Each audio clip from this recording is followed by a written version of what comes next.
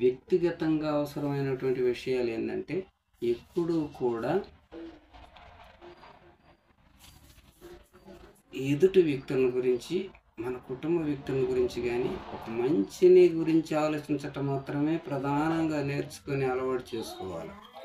చెడుని ఎత్తుకులాడకూడదు, చెడుని పట్టించుకోకూడదు. ఎందుకంటే అది ఉపయోగకరం కాదు. దానివలన మనం కూడా మనశ్శాంతిని కోల్పోతాము. సమాజానికి మనం ఏమైనా చెప్పడానికి అందులో ఏం లేదు. ఏ సందర్భంలోనైనా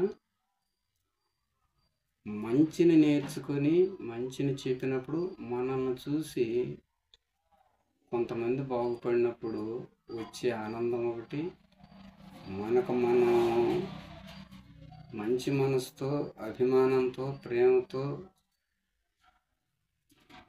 ఎదుటి వ్యక్తులను ఇబ్బంది పెట్టకుండా మనం బ్రతుకుతున్నాం అన్నప్పుడు వచ్చేటువంటి ఆనందం,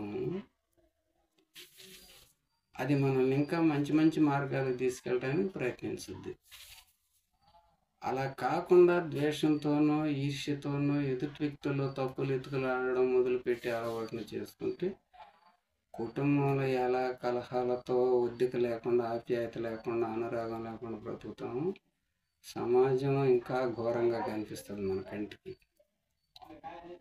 అప్పుడు మనల్ని చూసి సమాజం నేర్చుకునేది ఉండదు, కానీ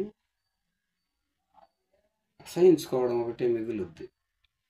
అక్కడ మనశ్శాంతిని కోల్పోతాం, గౌరవ మర్యాదలు కోల్పోతాం, మనకంటూ ఏమీ మిగిలేదు ఉండదు.